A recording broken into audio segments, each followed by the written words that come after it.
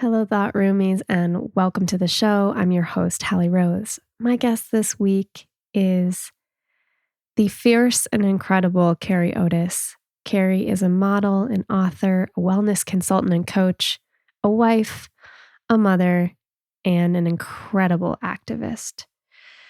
Carre reached out to me after an earlier episode of The Thought Room where I spoke to my dear friend Jenica Torres. It was episode 29, and Jenica shared her harrowing story about her experiences with sexual assault and her subsequent healing journey with plant medicine. And Carre had been passed along this episode from one of her friends and sent me a message. And she just said, I really love your podcast. And for about a year, we were in connection back and forth until the moment that I could finally go to see her in person to collect Carrie's incredible story, which I cannot wait for you to hear. It's raw, it's hard, it's beautiful, it's inspiring. And it is exactly the kind of thing that I believe the world needs to talk about and to hear more of. So this week I dive into some really vulnerable topics with Carre. We talk about sexual assault and healing. Carre shares her insights around what's going on with the psychedelic renaissance. And if you've been thinking about trying plant medicine or sitting with perhaps a new plant medicine, how can you feel empowered to ask the right questions? How can you critically discern whether that medicine is the best path for you? So I found Carrie's perspective to be so rich, so raw. She talks about how easily we can get led astray, especially in this realm of plant medicine, the glamorization of it in Western culture. She talks about the need to protect our indigenous communities and these very sacred medicines. We also have a very raw and emotional conversation about the sexualization and objectification of women and children. I get a little emotional because this is something so deeply personal to both Carre and myself. And Carre talks about poignant moments from her book, her memoir, Beauty Disrupted, which further documents the struggles that led her to find her spiritual practices and her intimate relationship with Tibetan Buddhism. She talks about her sexual assault at age 17 by a pretty prominent figure in the modeling industry and how she was able to heal from this. So today, Carre is unapologetically taking up space in our world to make it safer for others. That wasn't always the case, though, and you'll get to hear some of her dark and piercing moments in this very interview. I'm so grateful she was willing to share openly about her journey toward healing and empowerment, iboga, finding true love, and raising children, documentaries she's working on, and a myriad of other things. My friends, you do not want to miss this one, and I know you're going to love it. It's going to touch you. So please let us know if it does. Please share this with a friend. I implore you. And without further ado, let's jump into the thought room with the incredible Carre Otis.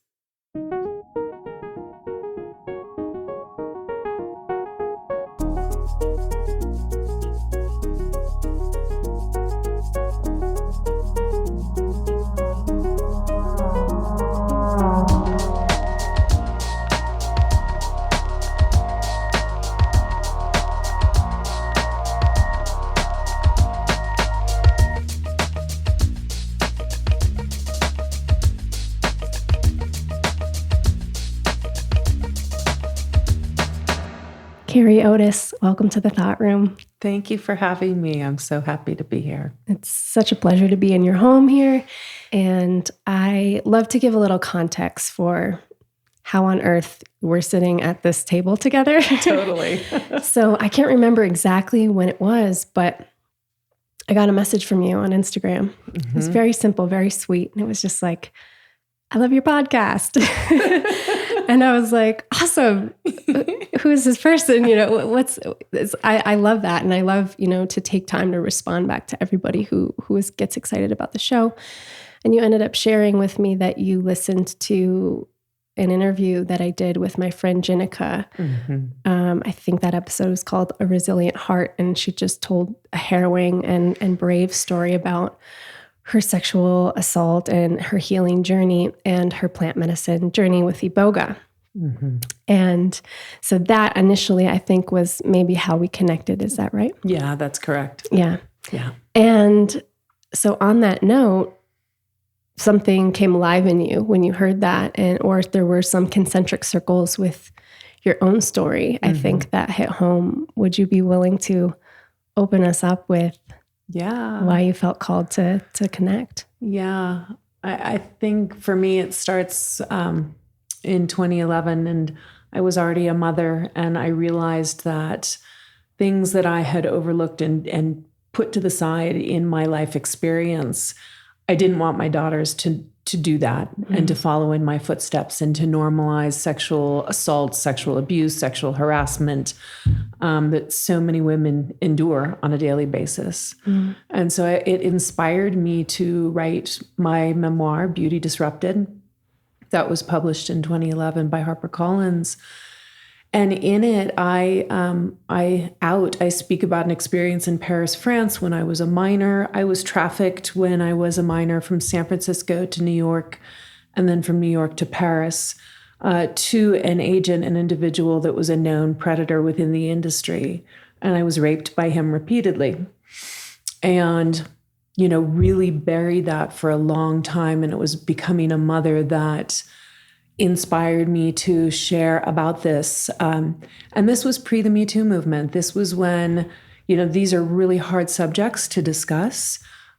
Certainly at that point in the world, nobody wanted to touch that information. And I was blown away when I went out on my book tour. Nobody asked me any questions about some of the hardest pieces that I had divulged in this book. And it was the strangest thing to me. It was like, being in another world.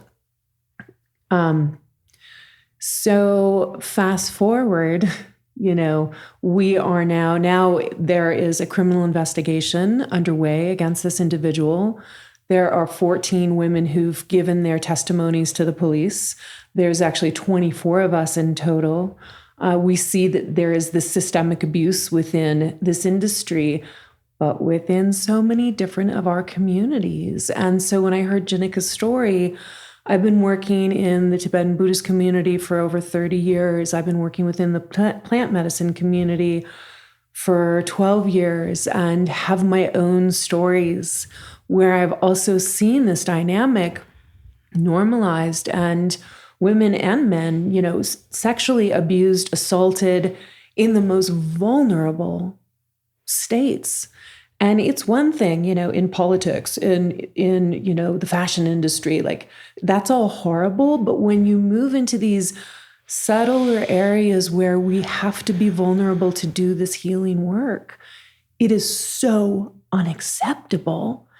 And people are late to the table about talking about this and addressing this. So your interview specifically with Jenica, it resonated with me so much. I actually have my own stories about that person, not exactly the same, but they're not exactly the same because I've been down this path for many, many years now talking about this. So that's how I think that interview, I was just like, oh, you and I need to talk. Mm. Yeah. Wow. So you have your own experiences with that same specific person that Jenica was speaking about. Yeah. That's incredible and painful to hear. Mm-hmm. And I really appreciate you coming forward with this, because on this show, we really like to talk about both sides of issues, and a great deal of the first dozen or so episodes were just glowing reviews of the plant medicine world. But I think it's so healthy and so important to bring this discernment in and to talk about these very real issues, because like you said, this is another psychedelic renaissance. Like we're on the come up of something, and we need to be very thoughtful and careful and procedural about how we're doing these things. Yeah, absolutely. And we are amidst this renaissance, and I have a lot of concern for the impact that we have on our indigenous communities and the impact, that the plant medicine also has on humanity. It can go many different ways. It can be an incredible rocket fuel for healing. And in my belief, having had a spiritual practice and a very disciplined practice before I came into the world of plant medicine, for me, it's been incredible and a huge part of my own healing journey, truly. I've also seen it go haywire and sideways. People that aren't vetted and really, truly, this might not be the best path for them. And a lack of discernment when it comes to this might not be, the best step, because it can be incredibly destabilizing. And if there's not integration, if there's not integration support, which I think is also a new in the West concept. But if you go to Gabon to be initiated, there's zero integration. Right. If you're going to, unless you're with a Western center that's come out in Peru or in Costa Rica, you might have those integration calls. But with most of our indigenous communities, that's not how it goes. And so that can be really hard for the Westerners specifically. Right. Because, we're also coming back to our Western world where if we were raised indigenous, we grew up indigenous, we were in that culture, and then we had a different understanding contextually and relationship with these medicines, then afterward, you're there, you're in your community, you stay, you're used to the way that things are. But so we're opening up these Pandora's boxes of things that seem really exciting and juicy and healing, and they are, and they can be. But, this element of then to take yourself and go plop yourself back in the Western world where sometimes it can feel like your brain's been a little bit of scrambled eggs. Things are rewiring. You're trying to make sense of a new paradigm.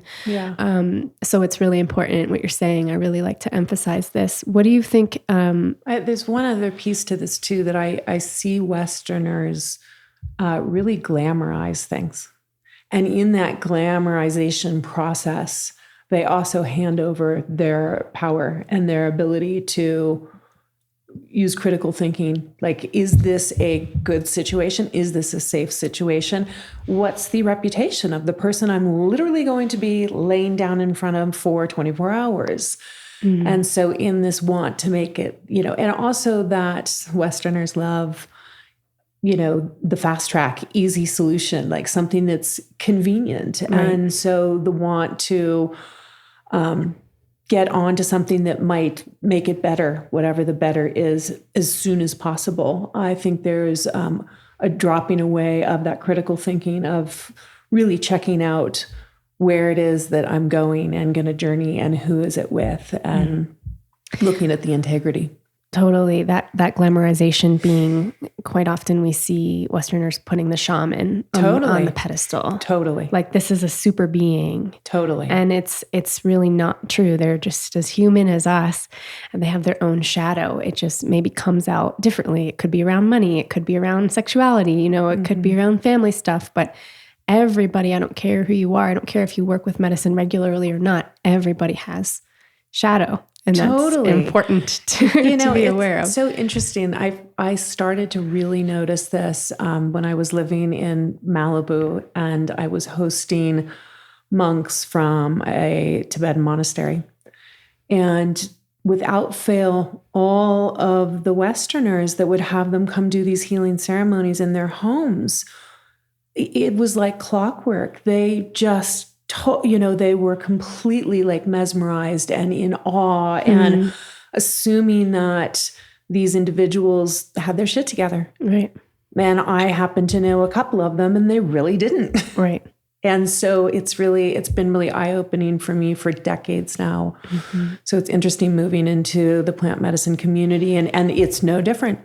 It's no different. We have to look at it with that discriminating wisdom and awareness that we would any other situation we're in.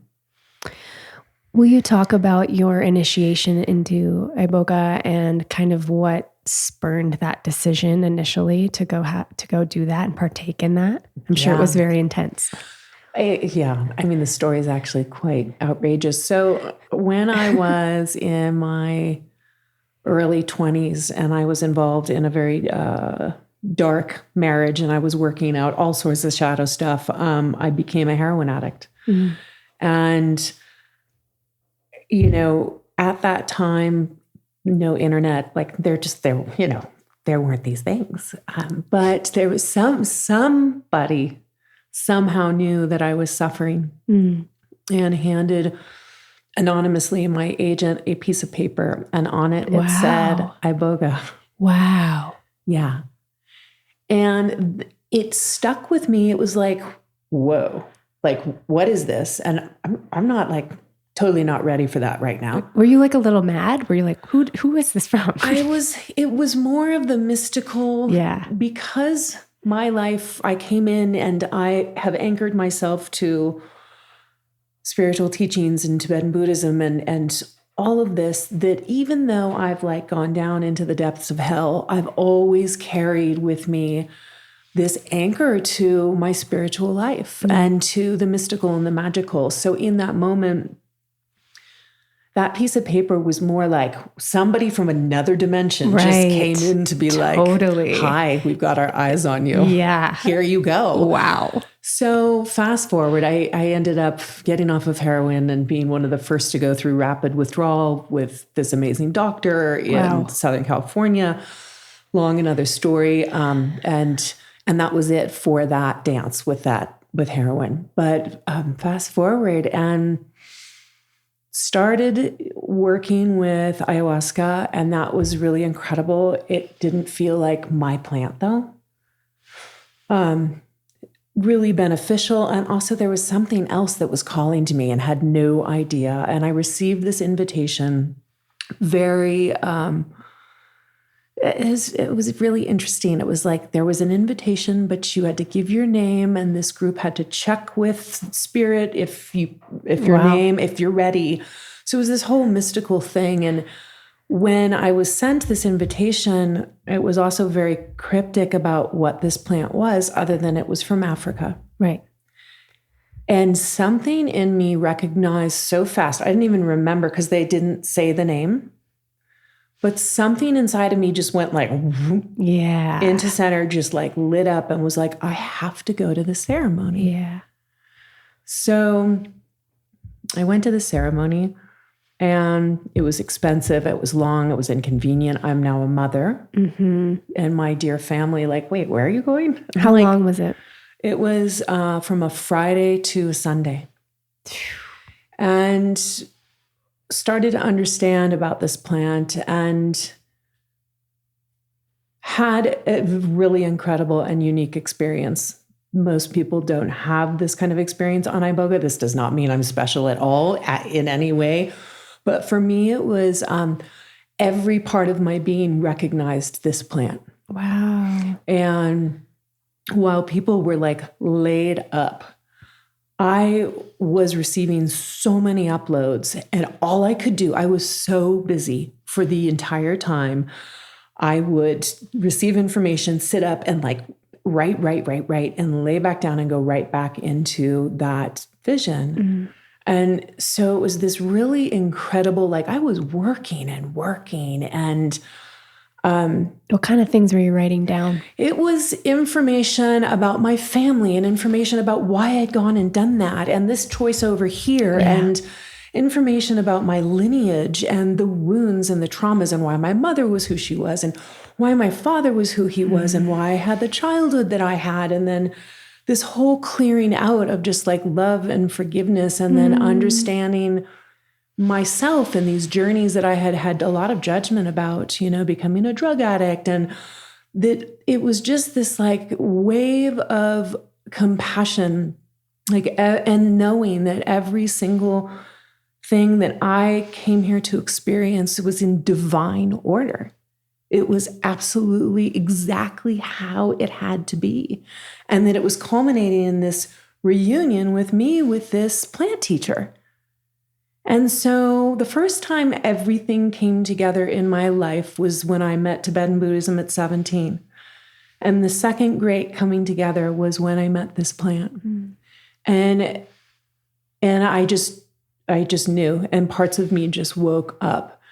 And this goes back to that integrity piece. So I was blown away by this plant, and almost like a Westerner grasping, right? And also thinking that there was only one point of access to this plant. This group that was facilitating mystical and interesting, but there was something I recognized, fractured integrity. Mm-hmm. And yet I wanted to be in connection with this plant. And so I started to apprentice, right? The shaman's apprentice. I started to apprentice this person and support all of these different ceremonies.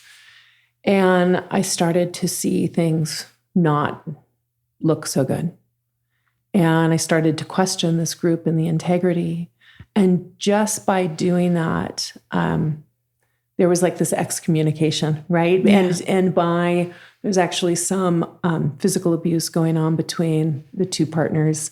And I addressed it because that's been my life path, to address the shit that I see. What did you say? I said, I'm saying this with total integrity and love. I'm really concerned about both of you. I see that you're in an abusive way with each other. Yeah. And this is what I see, and I'm concerned, Yeah.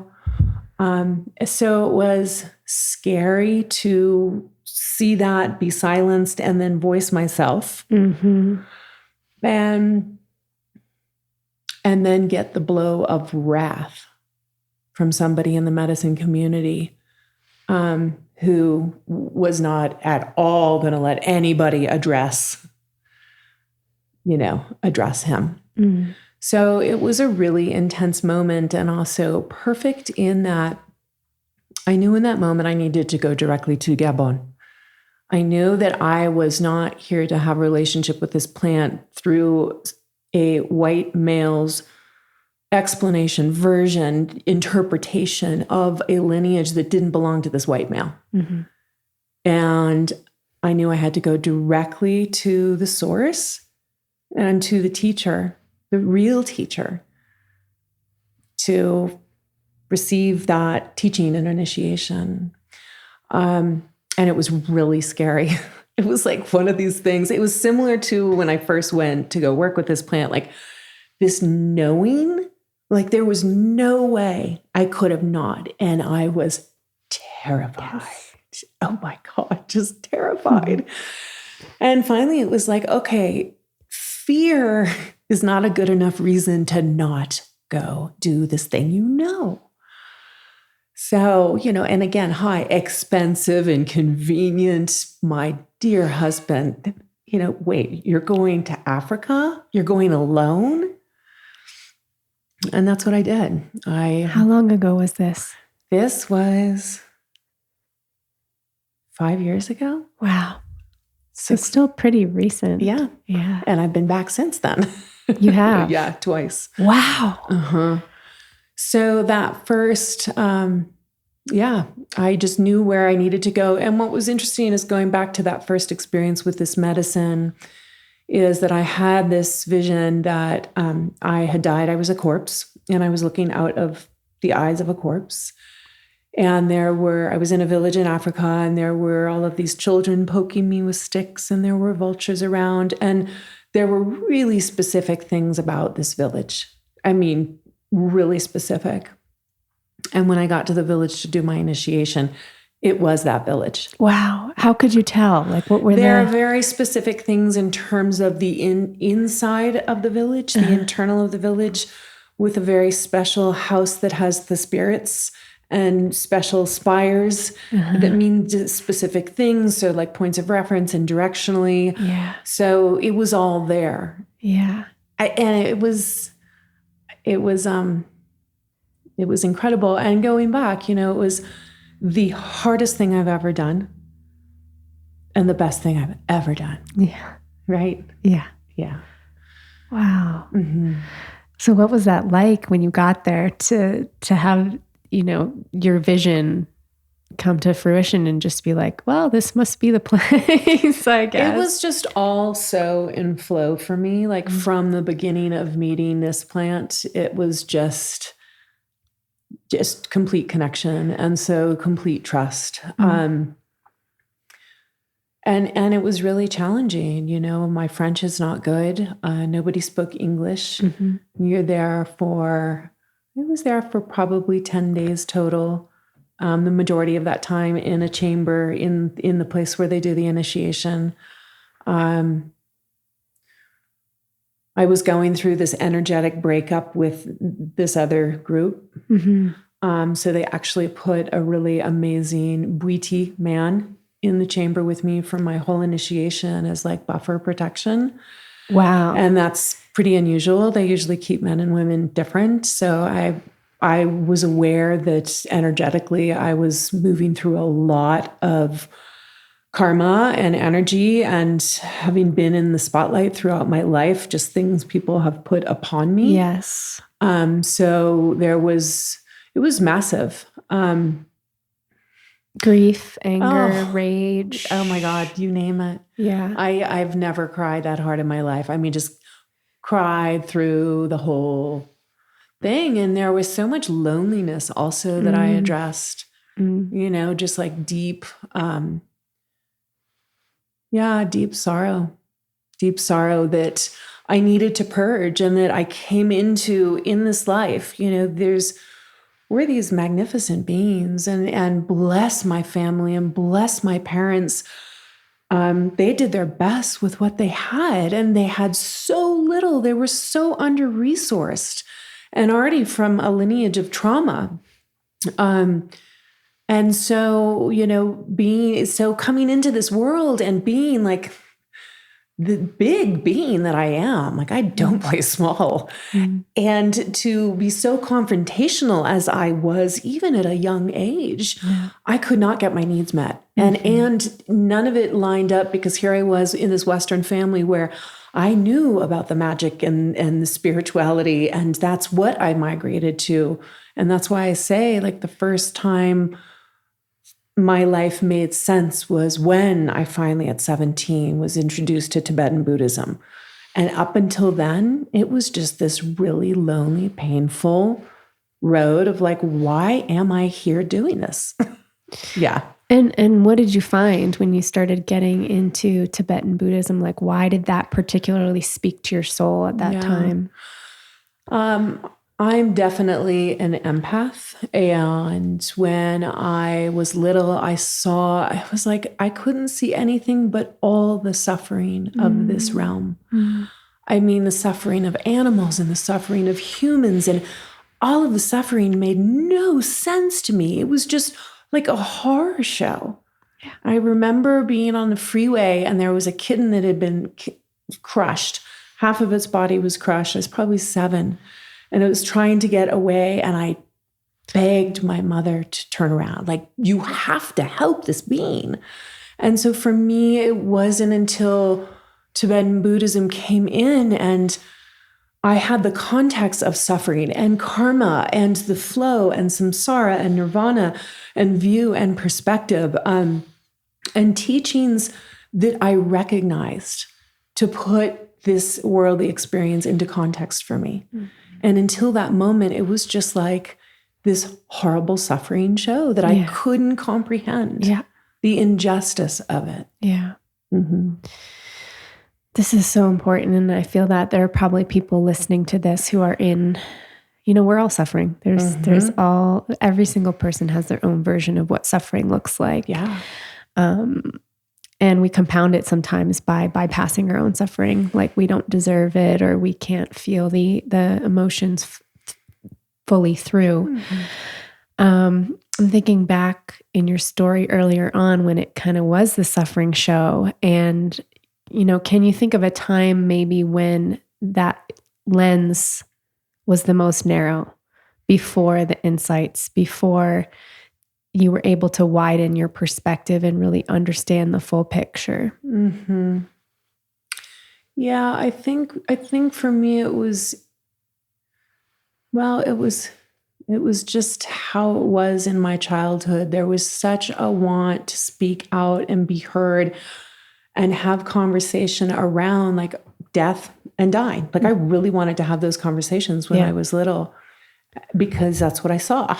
And that's and my parents had no ability to engage with me in the ways that I needed. And this is, I'm dear friends with my family now. I have an incredible relationship with both of my parents, but we were extremely neglected children. That was just my upbringing. We were totally neglected. And, you look at that time. So I was born in 1968, but the 1970s, it's like, as long as everything looked okay from the outside, and you were going to the right school and driving the right car and all of that facade. So I think for me, the more harrowing part of that was that I wasn't seen, and that it was terrifying to me. I guess it was really confusing, like to move through life where you don't have that loving and nurturing. My mother, from a very early age, before I entered modeling, I was already having disordered eating. And so I realized, I guess the narrowest point is that I was a little girl that did not have a model that was safe.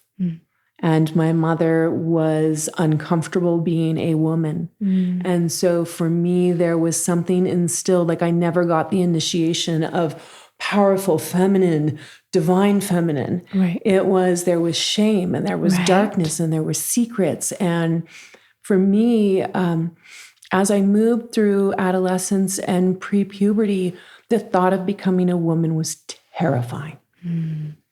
It was terrifying. It was hideous. It was ugly. It was fractured. It looked like my mom because she was the wounded feminine. Right. And so I think it was that like feeling completely out of control moving into puberty and feeling the terror of that, and that there was nobody there holding my hand in an empowered way. And so really I developed anorexia from like puberty on. And that was my way of controlling my physicality so that I didn't develop. It was the one thing in this crazy world that I had control over, what I put in my body, and that I actually could manipulate, not developing. So I think that was the narrow before I started getting some nuggets of wisdom. And then, of course, to go from that to being a runaway, a trafficked kid, and then into a situation where I was sexually assaulted for several months. Are you willing to talk about, I guess, the beginning of that? Like, how on earth did you go from a young, normal girl to suddenly you're modeling? I don't know how old you were when that all started, and how were you discovered? Yeah. So because of my family situation, I ran away several times. I was in a halfway house. And then because... So you ran away. Sorry to interrupt. You ran away. Did they know where you were? They did. And then it finally became so routine that they stopped looking for me. Okay. And how old were you at this time? It kind of started around 13, and then 14, my first boyfriend committed suicide. He shot himself in the head. And I was sent away to a boarding school, and I went through 1 year of that, freshman, and then I bailed. So I was 15, 16 when I was like fully out. They weren't looking for me. And I mean, that alone is an incredible amount of early trauma. Oh my God. With nobody holding your hand. Oh my God. I'm emotional just hearing it. Yeah, totally. Yeah. Yeah. It's a lot. Yeah. It's a lot. There was a lot that I was supposed to experience. And definitely in my early life. I mean, my life is a total miracle. It really is. Thank you for being here and making it through all that. Yeah, thank you. Thank you for seeing me. We need your leadership. Thank you. So I was a dropout, completely disconnected from family, and really because of my dyslexia, like didn't have confident math skills. So taking a regular job was really terrifying. And the only thing I could think of and that I'd heard about was modeling. So I looked up an agent in San Francisco, Gary Loftus. He died of AIDS, but he was a really lovely one. And he footed the bill to take some pictures of me. I totally lied about my age. And he faxed them to John Casablancas, who was the owner of Elite. So Elite New York, which was then also going global. Elite was buying all these other agencies. So John Casablancas paid for me to go from San Francisco to New York, where I stayed in a model's apartment. And I look back at this as like really perfect grooming, like classic textbook grooming, was that I had no money. I was staying in a model's apartment. So they were footing the bill. So essentially I owed them everything, had to do what was asked. And there were several months of just endless rejection, and people talking about my body and how I looked in front of me as if I wasn't there. You're She's 16? fat. She's too this. She's too this. She's too that. Yeah. She's too European to make it in America. It was the time where it was like the voluptuous blondes and Christy Brinkley and all of those. And so,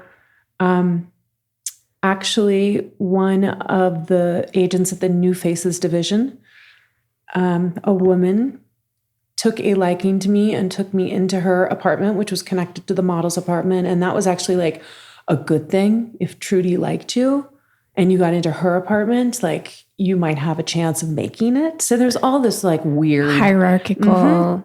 And her boyfriend made a move to hit up on me. And I thought the right thing to do was to tell her.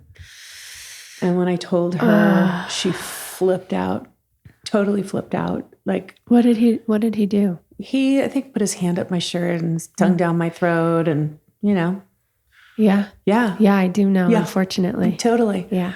And I was a kid. I was 16. Right. You know, like in this complicated world, already totally traumatized and wounded. Like, so went to the adult to tell her because I wanted help. Right. And I wanted her to know that she was with this bad guy. Right. And it totally backfired. And she sent me to Paris.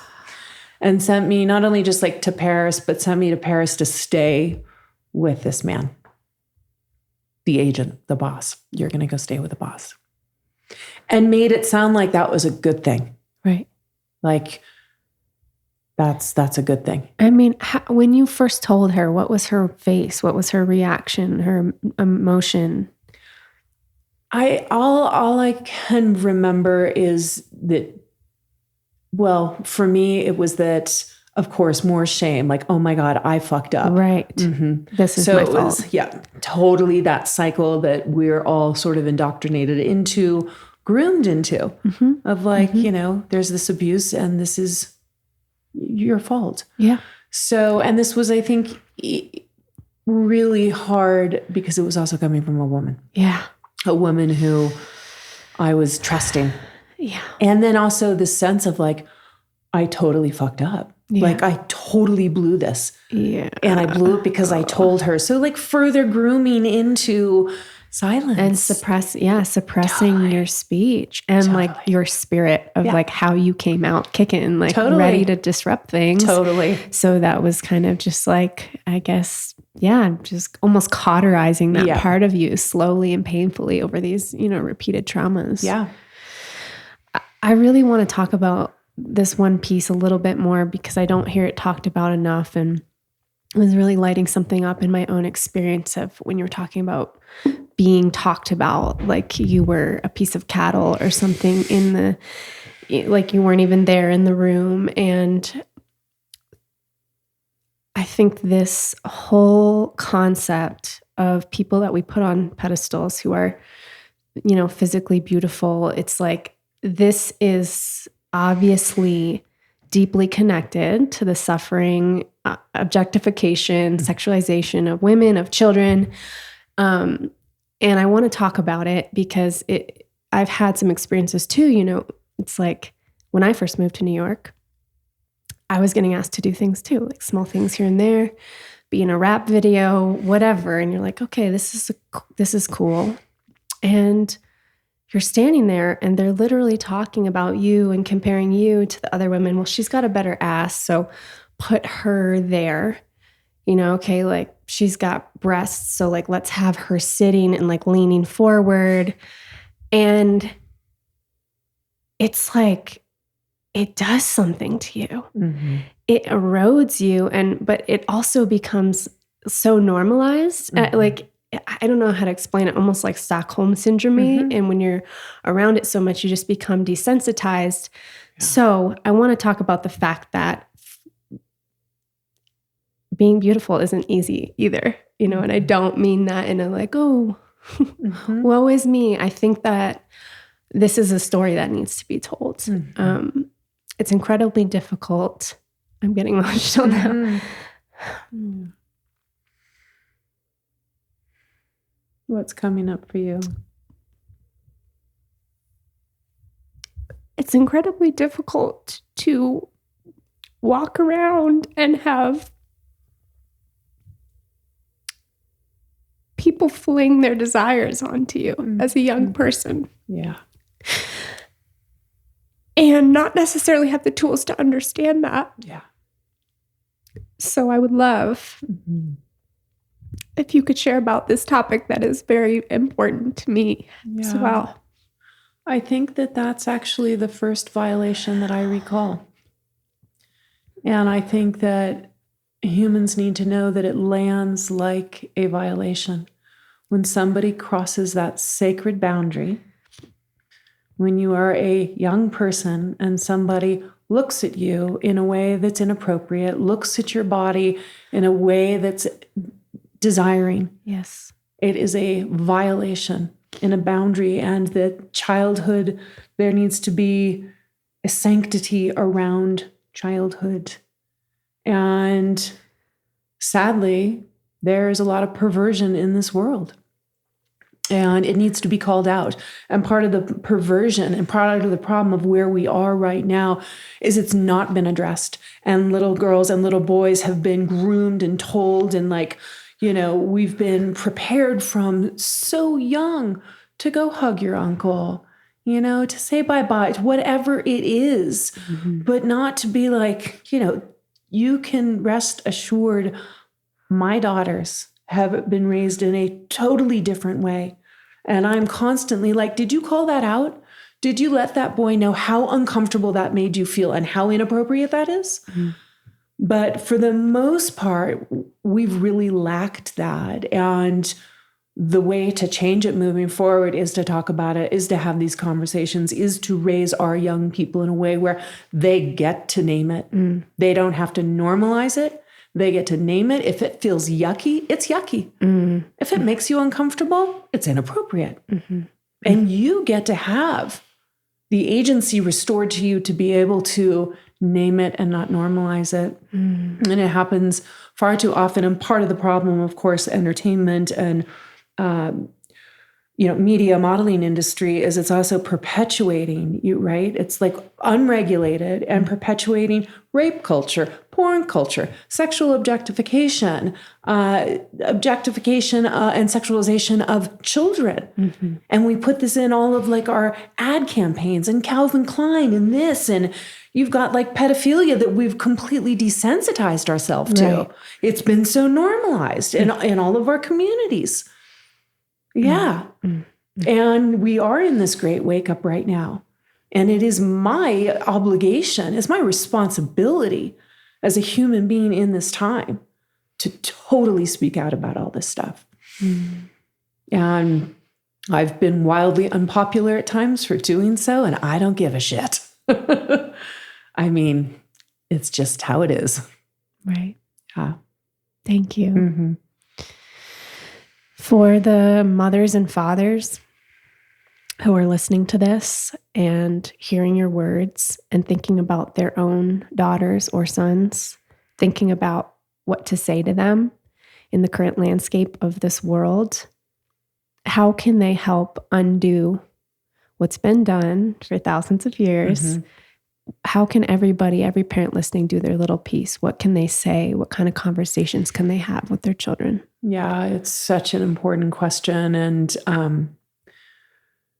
there is, and let's just say this is uncomfortable. The last thing as a mom I wanted to do was to have to educate my children that they're child molesters, kids are taken and trafficked, that there's slavery today in a larger number than ever before.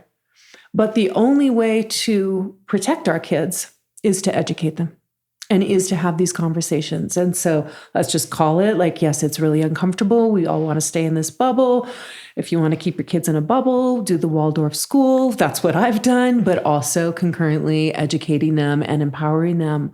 And then I think that there's a lot of ways that we as parents have also been conditioned and have probably done some wrongs in terms of conversations that we might not have had or things we've tried to make it okay because it's a family dynamic. But to be able to have heart-to-heart, connected, honest conversations, own it when we mess up because of our conditioning, like name it, own it. And then one thing that's really, I think, very important and apropos is Dr. Gail Dines. She is incredible and has several different programs. I think it's called Changing Attitudes, but I may be wrong, but we'll look it up. Yeah, we'll look it up. Dr. Gail Dines.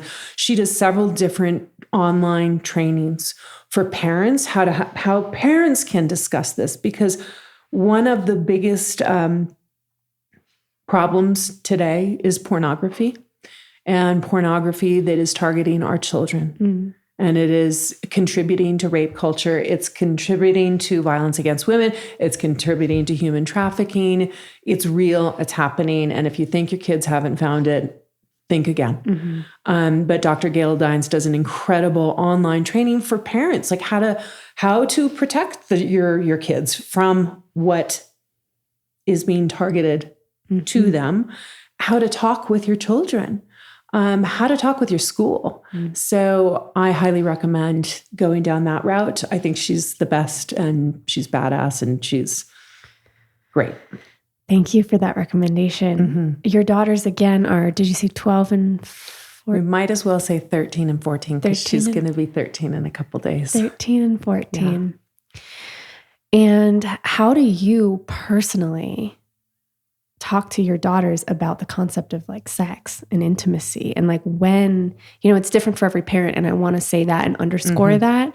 But I think this is connected to all of this. It's something that we need to break down the shame around even, because maybe our parents didn't have that conversation with us. I was blessed that my parents did. And they told me the difference between sex and lovemaking very, very young. I mean, that was a conversation that changed my life. And this idea that every person you share physical intimacy with, any man, they let me know, any man that you let penetrate your sacred womb space, you will be connected to forever. Yeah.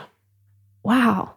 I mean, what better, and it wasn't shame-based. It wasn't fear-based. Yeah. It was just, here's the energetic implications of the choices you're going to make and empower yourself, At what age did they have that conversation with you? Young, I think. I mean, because it started with watching movies, and there would be a sex scene and it would be like, okay, pause the sex scene, have a conversation before we, replay what we're about to see, or depending on the age, maybe it wasn't the right time for us to see the sex scene. But if we were going to, it's part of the movie, it's part of the narrative. Let's not pretend like it's not here. Yeah. and we'll just talk about it honestly. So I was lucky in that way, but I'm curious, with all of your experience and everything you had to go through and just be an absolute warrior to make it alive through, how do you bring a love-based message, but still bring in that discernment piece to your beautiful young daughters? First, your parents sound amazing. And I was a Waldorf kid too. Yes. I became a Waldorf teacher later in life. I don't know if you knew that. I did not know that. Yeah. Yes. And now my 8th grader graduating is like, Mom, I don't want to be a Waldorf anymore. She's like, I just want public high school. I'm like, okay. I get it. I reached that point totally. too. Yeah. So how do I do it? I model this energetic with my husband. I am married to my other half, my best friend. Like I leave the house and I call him. Yeah. I love that. We play together. We make love together. We've made babies together. We've created spaces together. We've been in ceremony together. It's just been, and to have magnetized that after a really loveless life, right? Yeah. And, I say that everything I've been through has really informed me how I want to be in this world.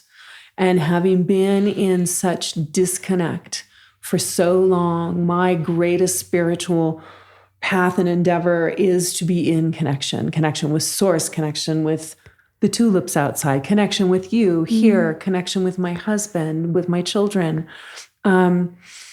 So we've walked this path. I've not hidden my life from them.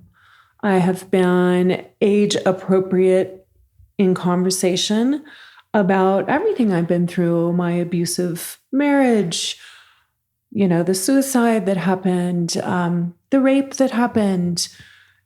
All of these experiences are part of our conversation. They know me. There is not a part of me that hides today. They know me completely. And so we've had a lot of conversation around sex and sexuality, and they know the marriage that I was in and the path that I journeyed to be in this. I was going to take my robes as a Tibetan Buddhist nun. Wow. I was celibate for 5 years after. Way. Wow. After I got divorced, I met my amazing teacher, Adzom Rinpoche, who is in Tibet, and was going to take my robes. I started these preliminary practices called Nundro that took me several years. Okay. It's like 100,000 prostrations, 100,000 mandala offerings, 100,000 Vajrasattva. And in this, I took a vow of celibacy, and I said to my teacher, I think I want to take my robes as a nun. And he said, wait and finish your Nundro. And the day I finished my Nundro, I met Matthew. No. Yes. No. 5 years later. Way. How did you meet him? At Whole Foods in Mill Valley. It happens like that. So what's the story? You're just like cruising through the aisles. I had to take this journey of celibacy because it was ultimately only my relationship with self I needed to heal. Everything else was like, you can't heal your relationship with your mother until you've healed your relationship with self. Like I had to come home. Yeah. And from such a young age, I was, had dissociated and was in constant separation and PTSD and had not had an orgasm by someone else's hand ever in my life.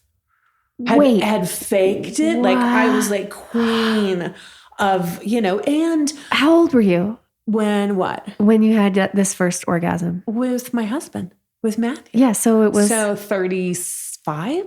That needs to be said. Oh, yeah. Yeah. Oh, yeah. That's and how incredible. many women are in such disconnect from their sexuality that they can't let that happen. And that once you start to create a performance, it's very hard to not have that performance. And especially me with my career, it was so tied up in a persona and my sexuality.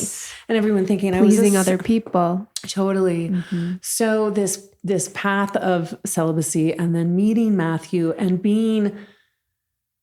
I didn't want to be in a relationship. Like in that 5 years, I got to the place where I was my best friend, my best date, all of it. I completely could take care of myself. I wasn't in need anymore, Right. and wasn't in wounding, was just like totally stoked. Yeah. Really stoked. And so when I met him, I recognized him. Like, I'm like, oh. And it wasn't like desire. It was like, hi. Good to see you. Yeah, totally. Yeah. And also there was all this stuff of like feeling like I needed to protect myself. Right. And to make sure he knew I wasn't like at all. Cause I was really like living I was up at 4 every morning practicing, wow. Yoga practice, like all of it. I was in my own solo retreat for several years. Yeah. And so when he asked me for my number, it was the first time in my life I ever was boundaried in a good way. Yeah. And I just said, I actually don't give out my number. Yeah. I said, but I'll take yours. Yeah. Right. Good. I'm like, oh my God, that was good really job, cool. Carrie. Like patting yourself on the back. Like, yeah, cool. Okay, the 5 years did you good. Like, yeah. Right? And so it was crazy because I got in my car and I called him immediately. Yes. And then I freaked out.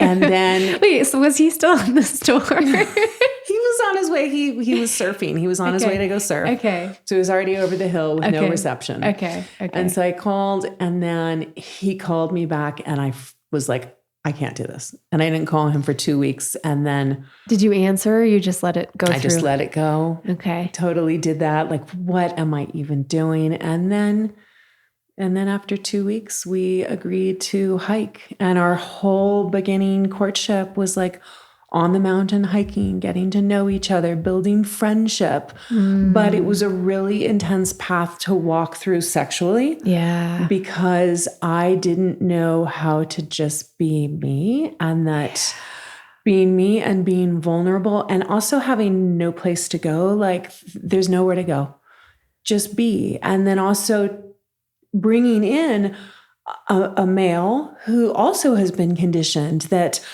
the way that the relationships mean that they're doing well is if we're having sex. And guess what? I couldn't do it fast like that. It was like, so I was really clear with him, like, this is going to be a new walk that neither of us have taken. And this is the only way I can do it. Yes. Is to like go slow. And I don't want to have sex, right? Like, so, it was also going back through time and honoring a voice in me that never got to say, I don't want to do this. No, that doesn't feel good. And so walking through this journey with him and having to honor myself so authentically in every moment, even if it didn't make sense. Like right now, I feel frightened and I don't want you to put your hand on my thigh. Yeah. Like I never got to say that in my life before. Yeah. I mean, how many of us have just had to like be quiet, have sex, like whatever it is. Yep. Yeah. So it was really liberating. Ultimately, I proposed to him on a beach in Hawaii. You proposed to him. Uh-huh. I love that. After how long? I think we were 6 months in and we had taken ecstasy. Yes. The great heart opener. I just did an MDMA journey with my partner and talked about it on this show. So it's so powerful. It was the greatest heart opener. And it was just like, I think I need to marry you. Like, would you? How would you feel about that? Yeah. And from there, it was like we put in all of the work and therapy in those first 6 months, just walking, talking, learning how to be together. And that was my first orgasm with another, which was just incredible, earth-shattering, so vulnerable and intense, you know, and then getting married. And then we were married in December. And by February, I was pregnant, despite the fact I hadn't had a period in 5 years. And was told by 2 specialists that we couldn't get pregnant. So there's this is amazing. Totally. Because I also didn't menstruate for like 2.5 years in my mid-20s. And had that fear, like I'm never going to be able to have kids. And now I know what I know after working with plant medicine, and the body keeps a score, and recognizing that everything physical has an emotional component. Totally. Duh. But, before you wake up to that, it's kind of like they seem disconnected, just as we are at that point in our journeys, very disconnected from our bodies and ourselves.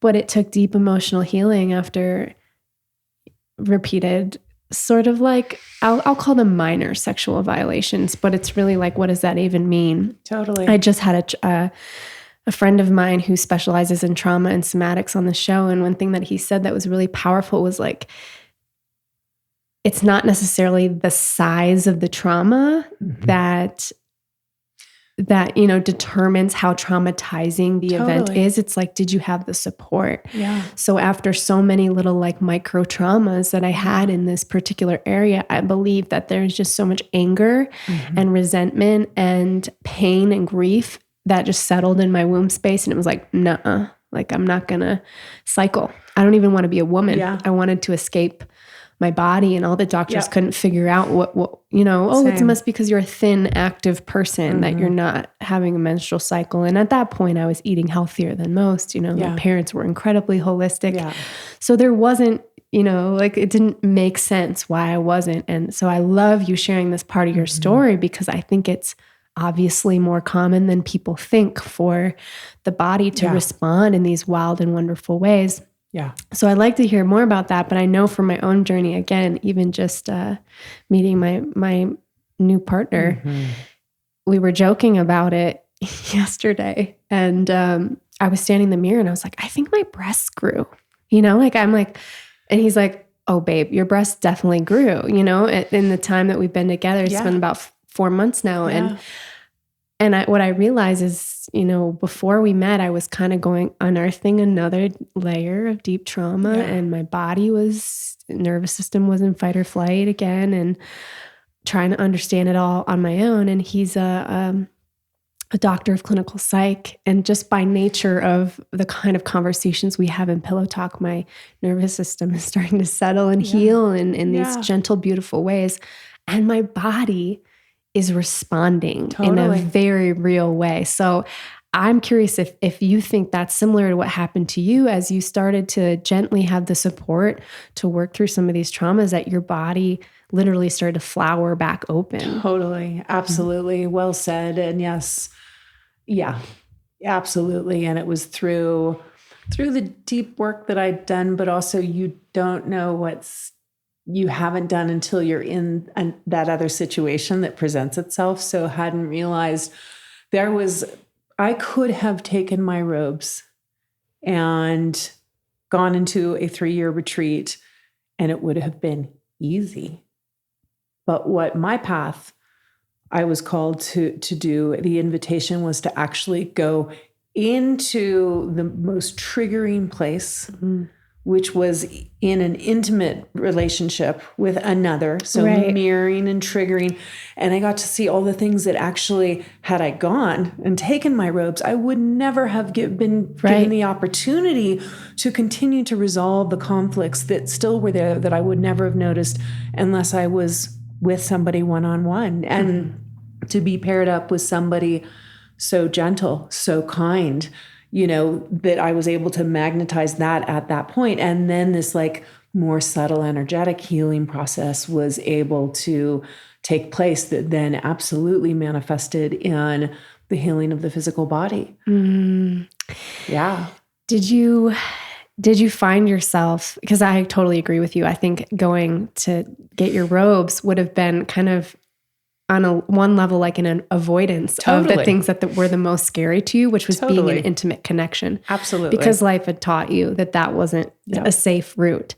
Yeah. So you meet this wonderful man, you're going on these walks, you're like, this is great. But then did you find it was like waves and layers of just like spontaneous things coming up for you to be processed with him? I know in my own journey, it's been like, some days I'm just crying, or we make love and then I'm just crying, or I'm just like, I'm like, where did this come from? And trying not to attach too much to understanding it, just allowing it to pass through. But I'm curious if you had that in your experience with him, just like as you created more safety, just things. Oh yeah, absolutely. Did you want to run away at any point? Oh yeah. There were moments that I wanted to maintain a level of control, like this has to be my way completely. And there was a little bit about honoring that, but also when does this become like a control thing? Because you're afraid of letting go. Yeah. You're afraid of being vulnerable, right? Which is the whole thing around the inability to have an orgasm with another, right? Just like I need to maintain control because if I get vulnerable, I'm going to get hurt. And I've already seen that. So, so there was sort of just like peeling back the layers. It was mostly in and around the sexual piece, though. There was so much trauma and so much like automatic dissociation. Like the second we were intimate, I was gone. Like I wasn't able to feel my body. Right. Just numb. So we really worked with this amazing therapist who gave us homework, like how to slow it down and how to actually not bypass or speed through the uncomfortable pieces, but how to like hang out in them. Ooh. So can you give me like an example of what that looked like? So after sharing, it was similar to the Africa thing. Like I so wanted to be with this person, but I didn't know how to get from where I was to being free with this person in this beautiful, intimate relationship. Like I had no idea. I'd never had. Yeah. So we needed somebody to help us with this roadmap. And so, Stephen, the therapist, basically said, okay, tonight and for the next 7 nights, I want you with your clothes on just to lay down and hold each other. Then that's it. Nothing else is going to happen. So don't be freaking out. Something's going to happen. Don't dissociate. So it was step by step. Wow. Giving us pieces and tools to practice how to be together without dissociating and how to build on, oh, this actually is safe. This is okay. I can be here in this. And if it gets uncomfortable, say that because it's not going to go to this other thing where you dissociate. So it was really building step by step on, slowly it was, okay, without your shirts on, lay in that. And you're not allowed to go further because I really needed to. And Matthew too, like how often people just bypass this like beautiful buildup of intimacy. Yes. Right? That is the way it's supposed to be, slowing things down. And for the male, especially like the stories that Matthew also held of like, I'm with a supermodel, and if she's not having sex with me, then she doesn't like me. And then my male ego has to come in because something's wrong like this. Right. We both had to unwind so much. And it was an incredible journey. So back to sharing with my kids, though, they know this journey. They know the path that I've walked and the path Matthew's walked with me. And so we have a very healthy household in talking about sex and also no expectations, whether you like boys, girls, whatever it is, like we're all of us here are on paths of self-discovery. And to honor that. And as long as my daughters are treated like a goddess or God, and they treat others with respect and that things are safe and consensual, any kind of exploration is awesome. Beautiful. Right? Thank you. You have such an articulate way. You have such a power and a beautiful force behind you. You have taken these immense experiences and now are alchemizing them into some incredibly powerful things. I want to ask you right now, what in your life is exciting you the most that you're working on? There's so many things. Let's have them all. So I would say both of these separate documentaries. One is with Wonderhood, The Guardian, which is an incredible journalistic paper out of the UK, and then Sky Television, which is global. And it is really about the modeling industry, what I endured. It's a 3-part docuseries. I'll be in all of those because my story spans the decades that all of the different pieces have happened within this industry that to this day is an unregulated industry. It is used as a means for human trafficking. It really informs humanity of false cultural norms. So I'm really happy to be sort of the matriarch at this point and be in collaboration with that documentary. Concurrently, there's another documentary about Iboga that Lucy Walker is doing. We've been talking for the past couple years, and I've just filmed my first part, and we're going to be in Costa Rica filming some medicine nights there. And so I was saying to you earlier, it's kind of my coming out party because my life has been in lots of different separate compartments, and people have not, I don't think I've ever been able to be sort of authentically everything that I am until more recently. I'm 52, and today I'm really unapologetic in taking up space, being loud, and being exactly who I am authentically. And I don't think I was able to do that for a long time. And I know now I need to write my second book. Yeah. Because this other wave of my healing and my journey, and really what I'm stepping into and doing now is so important. And yeah. So what do you think that second book feels like it's calling to be about? It's calling to be about my healing journey, my work with plant medicine, my just profound connection to West Africa, to Gabon, to the Witi lineage. I feel really concerned in this psychedelic renaissance about our impact on our indigenous families. And I think that is not spoken about nearly enough. We've seen everything from clear cutting to murder to stealing to so many pieces, both in South America, Brazil, and now for sure in Gabon, as these things become more popular and people do glamorize and want to experiment. And on one hand, that's beautiful. And on the other hand, we don't really have the pieces in place to safeguard these communities. And I think that needs to be a conversation with everyone in the plant community. What is our code of ethics and our code of conduct? How do we navigate this landscape and keep both of our indigenous families safe, as well as the people that are going to be experimenting with these sacraments? We know that people are saying they're facilitators and buying medicine off the internet, and it's going to be problematic unless we really give this some serious thought. Right. So what can the average person do who feels passionate about also helping in this cause and preserving and being intentional? Because that's a big topic. And if we're not informed, it feels like I could see how one could feel a little helpless. So what would you recommend if someone listening to this really wants to make sure they're at the bare minimum doing their part to not contribute to that? Yeah, I think, first and foremost, if you're considering taking plant medicine, you need to make sure that you've evaluated yourself psychologically. Do you have a history of psychotic breaks?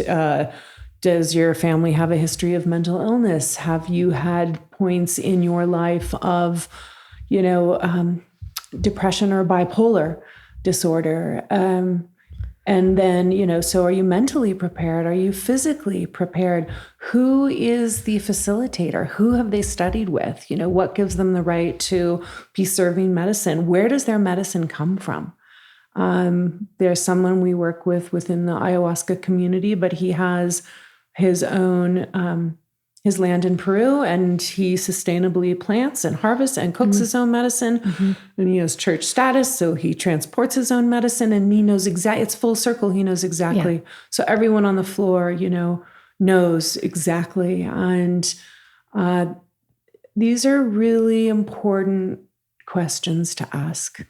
And I think going from this whole conversation of many of us growing up in a culture where we're not supposed to ask anything, this is actually a really important time for all of us to be asking questions. Yes. What are we putting in our body? What is somebody pushing us to put in our body? We are sacred, divine beings, and we deserve to know as much as we can about the weather and climate and what we're packing for that journey that we're going on. I like what you just said. We just talked about this on my last episode too, which is this idea of empowering ourselves to ask these questions. And the image that, to use your word, was uploaded to me just now, which I like that you say upload instead of download. That was uploaded to me was a child asking questions. You know how children, when they're young, they're just like, what's that? What's that? But why can't we do this? Why can't we, And if you've ever been a child who's asked a lot of questions and been shut down, that shame that you feel in your body and how it feels wrong, right? Yeah. Like there's something that feels yucky inside of us when someone tells us we can't ask a question. So that, for me, is the compass. Yeah, totally. When something feels yucky, we trust that. When somebody tells us we are not allowed to ask questions, who made that rule? Why are questions not okay? I'm trying to learn about this world that I live in. And one way that I do that is by asking all the questions I want. Yeah. And we're really living in a very bizarre time where people aren't asking questions about really important things. And not only, might we have been conditioned to not ask those questions, but we're also growing up and now in governments and communities and cultures that are shutting questions down. Right. And so it's even more important now to take notice of that and keep asking questions. Absolutely. I want to ask you a random side question, which is, what's your favorite thing about your husband?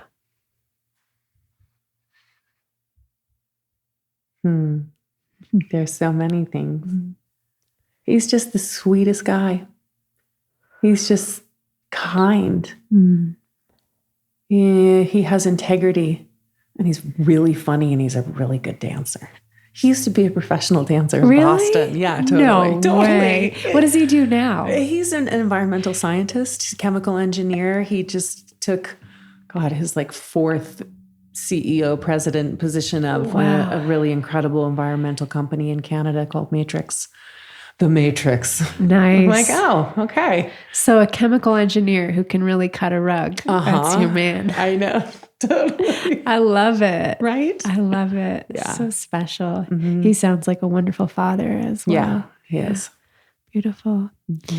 So as we kind of come to a close here, just inviting you to just tune in with your own heart. And you have this space to share anything, whether it's a potent piece of an upload from any of your plant medicine, whether it's a line of Tibetan Buddhist wisdom that changed the trajectory of your life, or another thing that's on your heart that's coming to the surface to be shared right now with this audience. I would love to open the floor up to you.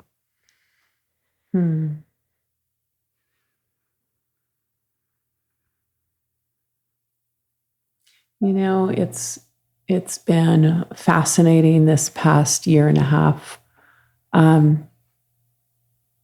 Actually, I know what it is. It actually has to do with the kindness of strangers. That there have been moments throughout my journey I really didn't know how I could ever get from where I was in the suffering that I was in to that other place that I so hoped my life would be. And It has truly been through the kindness of strangers. These acts of random kindness.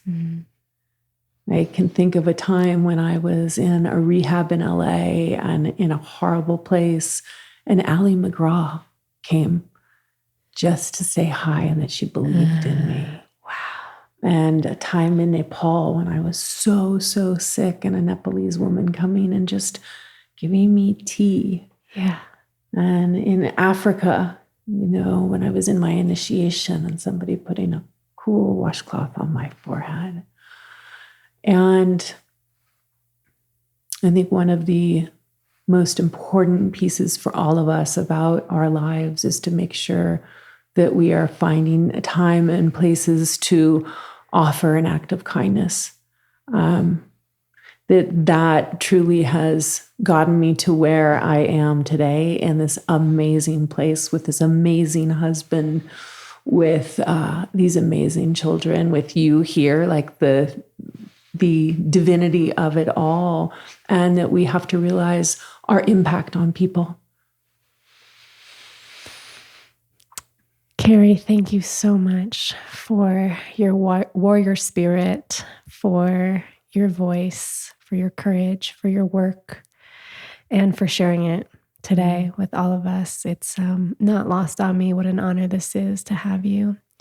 I would like to ask you where people can find you if they're interested in more of your advocacy work, your activism, the films that are coming out, and they want to connect with you.